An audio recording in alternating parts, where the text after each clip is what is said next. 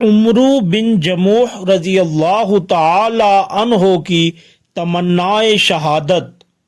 حضرت عمرو بن جموح رضی اللہ تعالی عنہ پاؤں سے لنگڑے تھے۔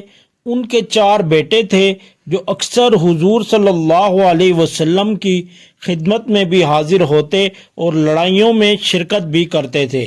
غزوہ احد میں عمرو بن جموح رضی اللہ تعالی عنہ کو بھی شوق پیدا ہوا کہ میں بھی جاؤں۔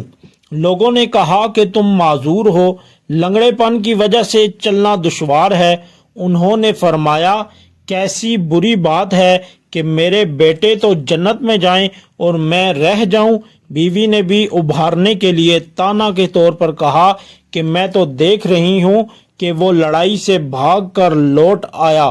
عمرو رضی اللہ تعالی عنہ نے یہ سن کر ہتھیار لیے اور قبلہ کی طرف منہ کر کے دعا کی، اللہم لا تردنی الی اہلی، اے اللہ مجھے اپنے اہل کی طرف نہ لٹائیو۔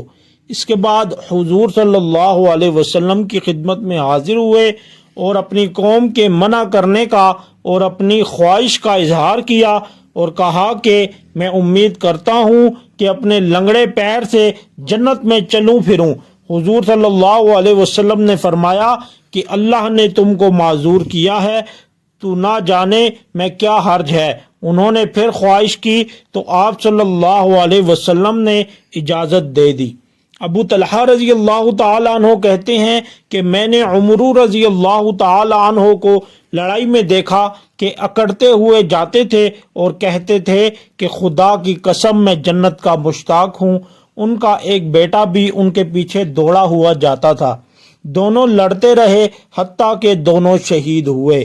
ان کی بیوی اپنے خاوند اور بیٹے کی ناش کو اونٹ پر لاد کر دفن کے لیے مدینہ لانے لگی تو وہ اونٹ بیٹھ گیا۔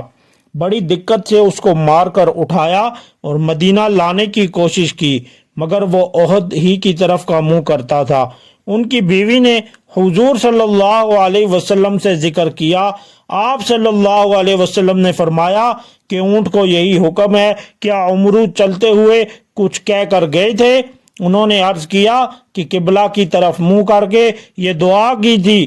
آپ صلی اللہ علیہ وسلم نے فرمایا اسی وجہ سے یہ اونٹ اس طرف نہیں جاتا۔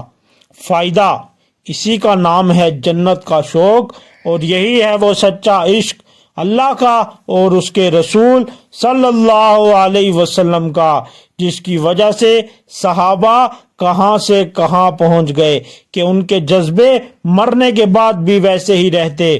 بہتری کوشش کی کہ اونٹ چلے، مگر یا وہ بیٹھ جاتا یا احد کی طرف چلتا تھا۔